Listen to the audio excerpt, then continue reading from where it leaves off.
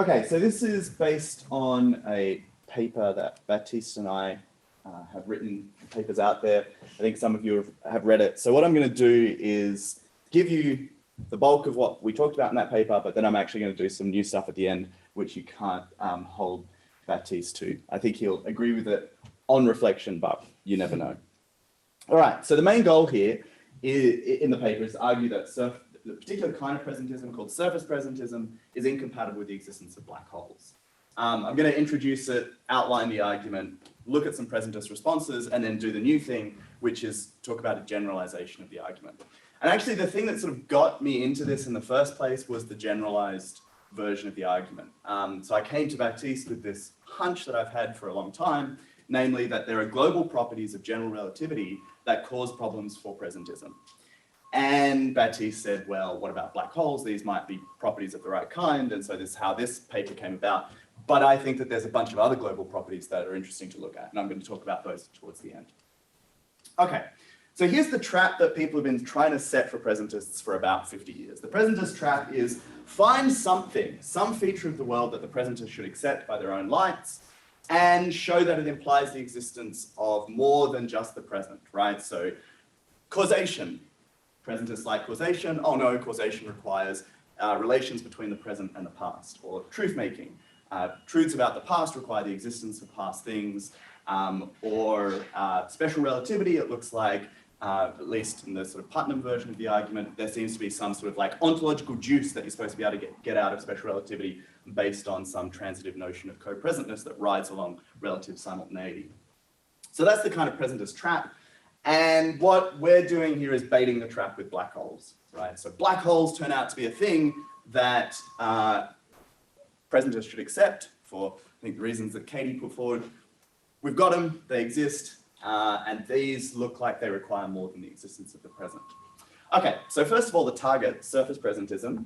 So the surface presentist is a weird kind of presentist. They're a kind of naturalistically inclined presentist, plenty of these around. So they want to accept general relativity, they want to accept science, they don't want to come out and say, oh, you should go back to some pre-relativistic physics and do science that way. They want to just like take science as a going concern. But what they want to do is say, nonetheless, existence is restricted to a single 3D hypersurface, right? Cash that out how you want. Maybe you think it's a hyperplane of simultaneity, maybe it's a Cauchy surface, but they think that existence is restricted to one of those.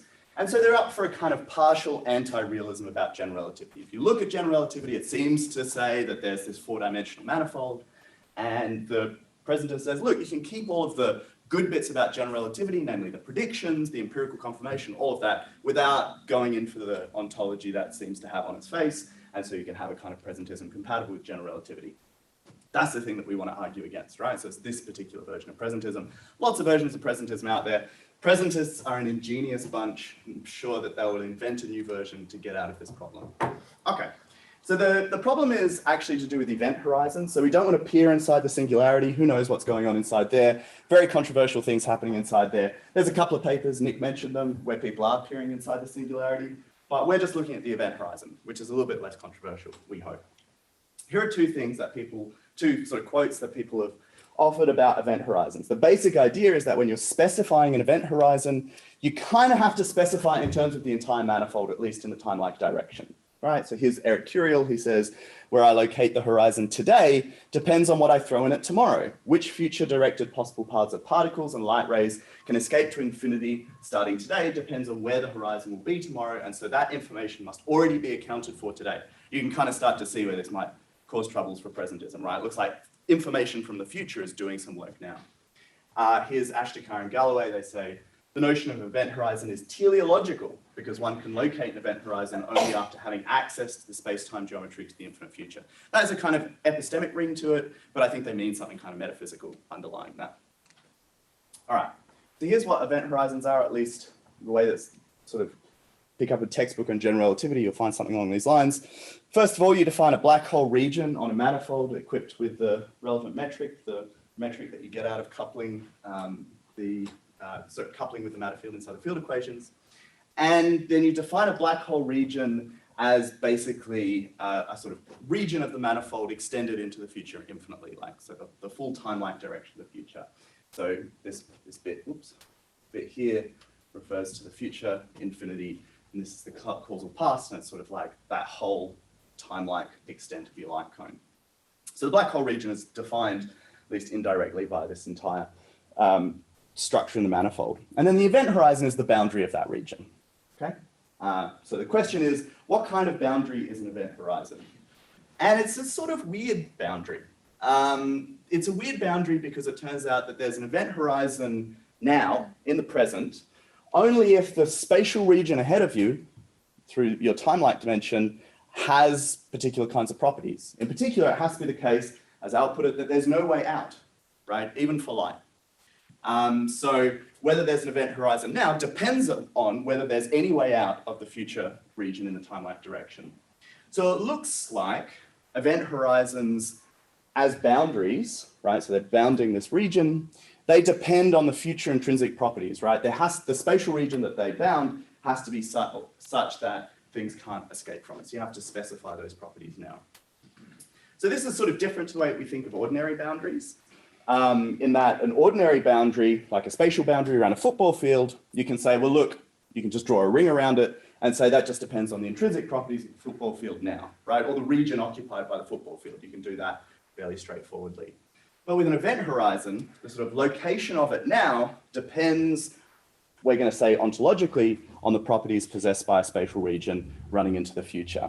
Why ontologically? Well, we're assuming they're boundaries, right? And there's at least a standard move that's made in metaphysics, which is that boundaries depend ontologically on the things that they bound. And so we're going to take that seriously. And if you think that, and if you think that these boundaries also depend on future spatial regions being a certain way, then it looks like the boundary ontologically depends on the way the intrinsic properties of some future spatial region. All right, so that's all by way of setup of how we're thinking about event horizons. This gives you the argument. So if surface presentism is true, then future spatial regions just don't exist. That is, after all, what the surface present is up for. Some event horizons presently exist, right? Just find a moment at which there are some black holes connecting us into the present. And then the present location of an event horizon depends ontologically on the future properties of a spatial region inhabited by a black hole.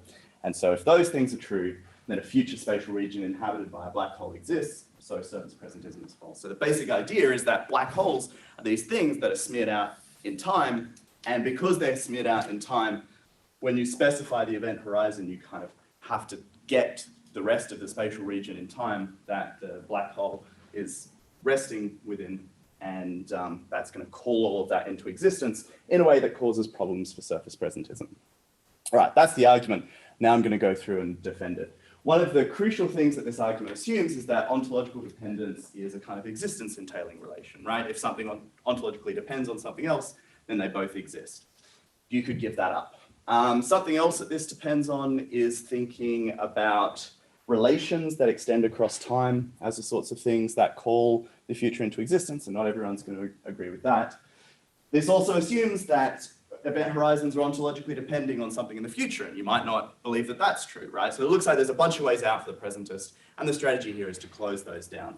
I'm not going to go through all of the things the presentist can do because I want to get onto the bit at the end, the interesting bit that's not in the actual written paper. But anyway, here are 4 things the presentist can try. You can deny that the present location of event horizon ontologically depends on the future. You could deny that ontological dependence is a relation between the present and the future. You could deny that ontological dependence relations are existence entailing, or you could deny that any of this implies the falsity of surface presentism. So there might be a way out, even though all the premises in the argument are true. All right, let's go through each of these one by one. So one thing you could try and say is that ontological dependence is synchronic. People have certainly said that kind of thing. I think that is, so if you say that, then whatever the relation here between an event horizon and the future spatial region, it's not going to be ontological dependence, it's going to be some other relation. I think that ontological dependence is something that can extend across time, so I don't think that this is very plausible. I also think I'm preaching to the choir with this, at least if the choir is Al, who also thinks that ontological dependence, or at least if you think of it grounding-wise, extends across time. So I think that that's going to be hard to defend. But even if you think that's right, you're still going to have to specify some connection between event horizons and the black hole regions that they're boundaries of. And so you're going to have to find some other relation. And I think a natural thing to do here is to think in terms of some kind of nomic dependence or dependence by law. So facts about spatial regions now, plus the laws of nature, namely the field equations of general relativity, sort of give you the event horizon and its location and its partial location in the present. So what I just want to say here is that nomic dependence, I think, is going to be too weak to capture the relationship between boundaries and the things that they bound. So one way to see this is that nomic dependence is not stable under changes to the laws. So whether two things nomically depend on each other, if you change the laws, well, you've got no reason to think that the nomological dependence between the two things holds, because you might change the very law that underpins the dependence at issue. But it looks like boundaries and the things they bound are kind of stable under changes to the laws, right? Holding fixed that there's a football field there and that it has a specific spatial boundary, well, change the laws as you like, you're still going to keep the relation between the football field and its boundary intact. So it looks like nomic dependence is not going to have the kind of like right modal character to characterize the relationship between event horizons and the things that the spatial regions that they're boundaries of. So you're going to have to come up with some other relation. I don't know what that relation might be. I'm going to leave that to the presentists to sort out. I'm sure that they'll come up with something. All right, second response. So what you could do here is diagnose the argument as a version of the problem of cross-time relations. So there's a trick straight out of the presentist playbook. If you see a relation that's extending across time, well, presentists are used to dealing with these things. Causation, as I mentioned, is an example. And what presentists will say is, look, causation appears to be a cross-time relation, but in fact it's not. Causation is to be analyzed in non-relational terms. So they'll say things like, causation is nothing more than the constant conjunction of facts over time. So they'll wheel out some Humean regularity theory, and they'll say, look, as long as we can have truths about the past and the future, we can have causation because we've recovered truth-wise the Humean mosaic. So you could try and do this here. So you could deny that ontological dependence is a cross-time relation, so it's not reaching into the future, and then like emphasis on the relation part here, and account for it in some other way. So you still have ontological dependence, you just don't have anything relational going on. I think there are lots of approaches that presentists could take to ontological dependence if they want to do that. They could analyze it in non-relational terms, fine. But even if one of these works, I don't think that gets the presentist out of the problem, because it looks like ontological dependence, whether it's a relation or not, seems to be a kind of existence entailing relation. So here I'm going to give you an argument by metaphor. Think about the kinds of metaphors that people use when they're characterizing ontological dependence. They talk about it in building terms as foundations. This is the foundation for that. And I think that in some sense, this is actually accessing our conceptual grip on ontological dependence. This is people using these metaphors for a reason, because I think they're thinking of ontological dependence as this kind of structuring relationship. And if you think that, then it's really hard to see how you can have the thing at the bottom without the thing at the top without the thing at the bottom. So like, because ontological dependence sort of calls both the foundation and the thing that's built on top of it into existence, then it doesn't matter whether it's a relation. You need to have both things in order to have ontological dependence. Sort of like, metaphor here is like, if you're going to build a building, you've got to put down the foundations and build the rest of the building. You can't have the building without the foundations. But that's sort of what the presentist would have to have in order to get out of this problem. They'd have to have the event horizon without the thing that it depends on, namely the spatial region that it's a boundary of. Okay. Third response. The presentist could accept that ontological dependence is a cross-time relation. And they don't try and deal with it using standard tools for problem cross-time relations. They just deny that it's existence entailing. Lots of folks have views along these lines. Richard Routley/Sylvan defends the view called nonism. He thinks that even causation is not an existence entailing relation. So here's what Richard Sylvan says. He thinks that phlogiston causes burning. It just happens to be the case that no phlogiston exists. But he thinks the causal claim is true. Bigelow thinks that fictional entities stand in various relations to us that are not, and those relations aren't existence entailing, including causal relations, but more, right? He thinks there's a whole bunch of relations that things stand in that aren't existence entailing. You could think this, but again, the worry we have is that we think ontological dependence is a special case, right? So just take Sherlock Holmes as a fictional entity. I agree that there are lots of relations that you can stand into fiction to Sherlock Holmes. You can admire him, you can be caused by him to do certain things, but can you ontologically depend upon him?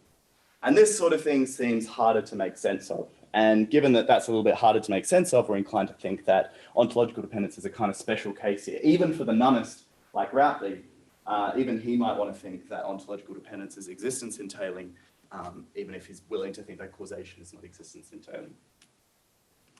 Okay, response 4.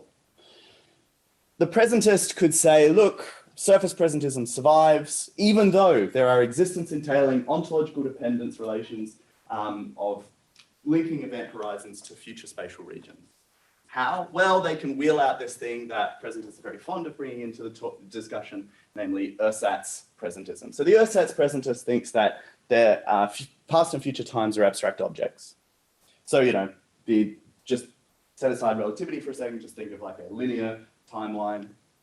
They think that just one of those moments exists, but all of the non-present moments, they think all of the moments exist, but only one of the moments is concrete, all of the rest are abstract. So they have this sort of like group of abstract objects playing the role of ordinary concrete objects. So you could do this with the manifold. You could say, look, there's a single three-dimensional region, a hypersurface or Cauchy surface, whatever you want, and there is no concrete four-dimensional manifold of which it's a part, but there is an ersatz 4D manifold. There's this structure of abstract objects. So just take all of the space-time points that are part of the manifold and just treat most of them as abstract entities, and then you come up with this structure that sort of mimics four-dimensional space-time, but is kind of presentist friendly, at least for the kinds of presentists who go in for this sort of thing.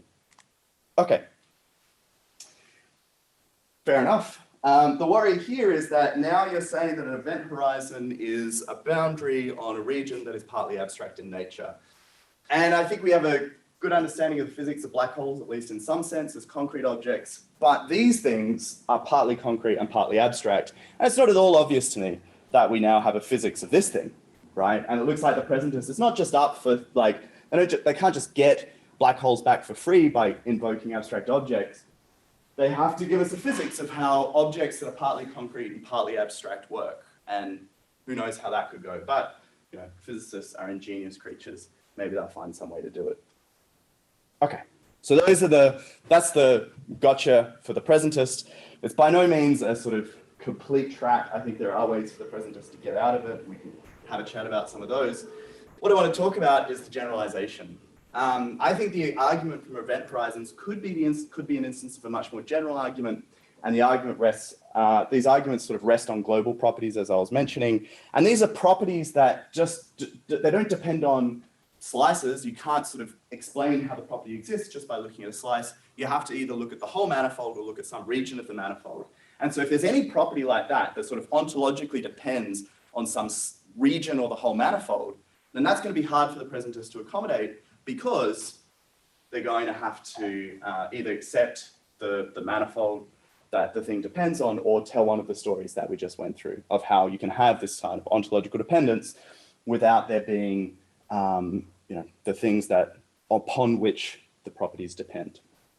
Okay, so it looks like there are two kinds of global properties of space-time, and I want to take a look at some of these. So there are those relating to singularities, so those are the kinds of properties that I've been looking at. One of them is the property of the event horizon. Then there's a whole bunch relating to causal structure. And so Manchak's got a nice paper where they go through a bunch of these properties. So question, can properties of this kind be used against surface presentism?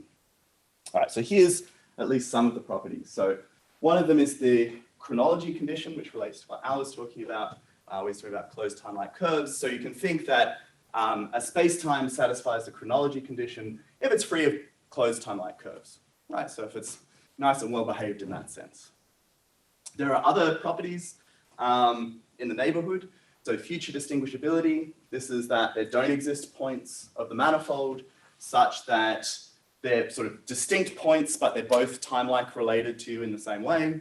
Past distinguishability is the same thing, but going in the pastwards direction. You don't think that there are distinct points that are nonetheless sort of at the same spatiotemporal metric distance relation from you. Both of these conditions will fail if there are closed time-like curves, but the presence of closed time-like curves is not sufficient to get rid of the, sorry, you don't need closed time-like curves to fail these conditions. You can fail these conditions in other ways. Models of general relativity are sufficiently liberal and sufficiently weird that you can get all kinds of weird things going on, including, say, just the failure of past distinguishability. So here's the sort of generalization, I suppose. Surface presentism relies on the idea that we can take 3D slices of a 4D manifold and just say that the slice exists, but the whole manifold doesn't. But this sort of approach relies on some notion of slicing, right? You have to be able to make sense of slicing the manifold first in order to be able to get the surface presentism going. And that's going to rely on the idea that spacetimes are globally hyperbolic. And this is not supposed to be a particularly stunning point. Presentism, when you're looking at the debate over relativity and the sort of initial objection that presentists face, they face a problem from, they need to be able to foliate the manifold in order to be able to get the present going. And of course, some people have said, yes, but there are models of spacetime where you can't foliate, like the ones with globally, that aren't globally hyperbolic or that have closed timeline curves. All I want to point out, though, is that the presentist is up for global hyperbolicity because they need to be able to slice the manifold in order to specify the present. Now, what that means is that any 3D slice that we have that we've been used to anchor the present is a kind of extraction from a globally hyperbolic spacetime. You sort of started with that globally hyperbolic manifold and then said, okay, just this one slice of that exists. And any such slice will have the property of being distinguishable.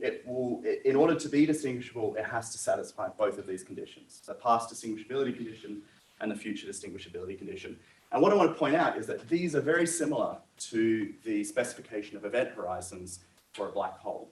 And so the thought is that if that event horizon property, which requires specifying how things are in terms of the full past and future light cones, is a problem for presentism, then these guys are likely to be problems for presentism too, because both of these require specifying something in terms of the entire past and future light cone of the manifold. Or this one is the entire future light cone, this one is the entire past light cone. So these sorts of properties, in virtue of being analogous to the event horizon property, look like they might pose the same kind of problem. I think things get worse. Here's Manchek's structure of implication for these properties. Global hyperbolicity implies all these properties. I haven't talked about a bunch of these, right? But causal simplicity, causal continuity, stable causality, chronology right down here, but there's a whole bunch of stuff in between. And so the presentist needs the top of the implication chain. They need globally hyperbolic spacetimes in order to extract surfaces that they can specify as present, which means they have to try and recover all of these properties. And if all of these properties, or if even some of them, look like the event horizon property, then the argument that I ran involving black holes might well work for each one of these properties. And this looks like it could be quite nasty for the presentist. It would be better if they just needed the chronology property, but actually they need the one at the top of the implication chain. So basically, if you have the top thing, you have the rest. Okay, so the general argument would be, look at all these global properties. They all look like the kind of event horizon property. And if the event horizon property is trouble, well, it's just the start of your troubles because you need all of these other properties as well. All right, so here are some options. You could just refuse to treat the 3D slice that's present as an extraction from a globally hyperbolic 4D manifold.